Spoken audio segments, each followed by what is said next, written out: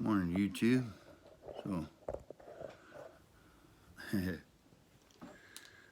God bless you guys, and just wanted to thank everybody that follows me for following me, and I thank the Father for making you guys hungry. And I just give you my daily thing here. I read the Word every day, but today's the first day in 2 days that I've actually turned the pages of a Bible. But I always read my Bible on my phone if I'm busy and get the word of the day. And since I had gotten kind of in the habit the last 2 days to read my phone Bible, I read it this morning, and it gave me a they're all good, right? But 14:26. And John 14:26 says, "But the Helper, the Holy Spirit, whom the Father will send in my name, he will teach you all things and bring to your remembrance all things that I have said to you." And why this verse really struck me this morning is because a guy was telling me on YouTube that I'd posted if you go back and look at my videos, I posted a video about worry and how worry is a sin. And he said, well, it's only a sin to you because you agree with that. Well, yeah, I agree with this. I agree with the Bible. And the Bible tells us that worry is a sin. And I'm still, as probably most of us, are wanting to overcome the sin of worry. Whatever place it has in your life. And there's a difference between worry and being vigilant and watching and knowing the difference between worrying and just being vigilant. But worry can really drown you out if you let it. But yeah, that verse there, it's in red letters, and it states again, it says, but the Helper, the Helper, it's got a little one right there.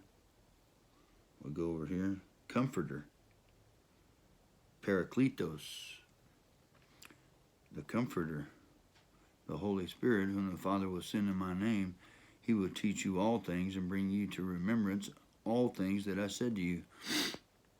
So, is it merely just me agreeing with the fact that the Holy Spirit, and I'm on the subject of agreement because the Bible does talk about agreement, where 2 or 3 agree on a certain thing, it shall be done, right? And I don't know. 27 goes to state, "Peace I leave with you, my peace I give to you, not as the world gives do I give to you. Let not your heart be troubled, neither let it be afraid."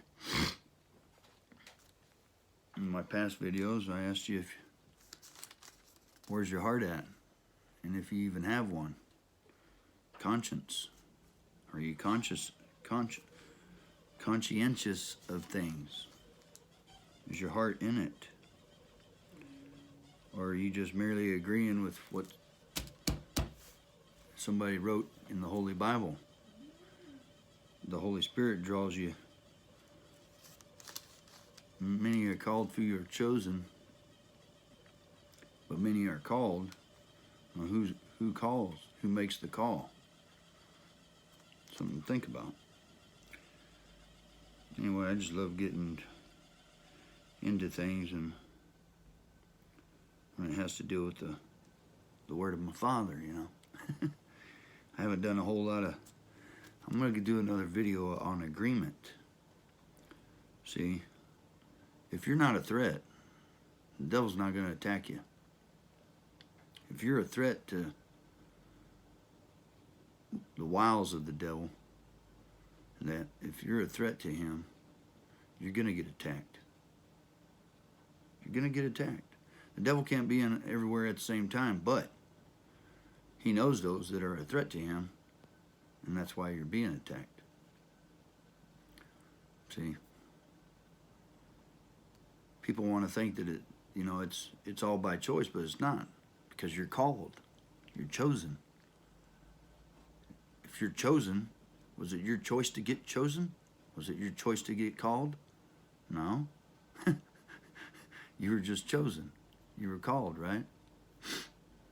Your name's in that big old tumbler. And so Father reached his hand in there and chose you. He chose you. He called you. We have choice to agree, I guess. Right? We have a choice to agree.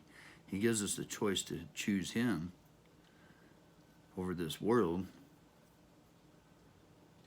And him being our king,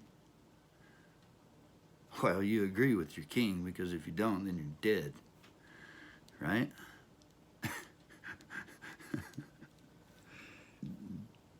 But a king is a king before you're chosen. Okay?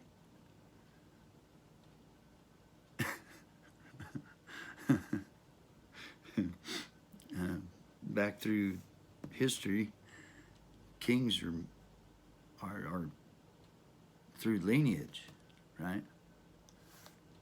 The people don't choose the king. They don't even have to agree with who's the king. He's the king. You're gonna agree with him.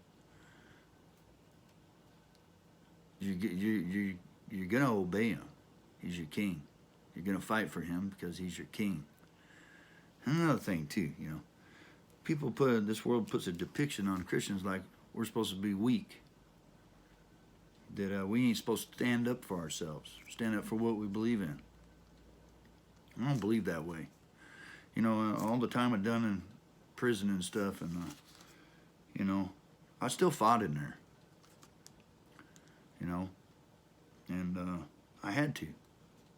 God doesn't tell you to be weak. He doesn't tell you to let people take complete control over you, or he tells us to come up out of this world. If you're gonna let the world control you, then you ain't came up out of it. So being a Christian is not weak. It bugs me when people say that or think that. I have people I hear, oh, you're a Christian, but I'm gonna stand on my own 2 feet though.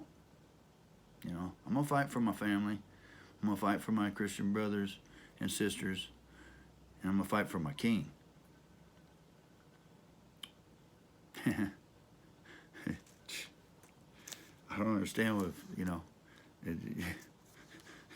the devil wants you to believe that Christians are weak, so that he can overpower us without having to do anything. Right? Bully you. The devil's a big bully, man. Nothing new under the sun with him. All of his tactics are the same as they've always been. Anyway, I just want to share that verse with you guys this morning. He will teach you all things and bring to your remembrance all things that I said to you. You guys be blessed. God over everything. Jesus is my king. I'm going to fight for him. I'm going to fight for my family. I'm going to fight for what's right. Call it agreement. I don't care. Bye.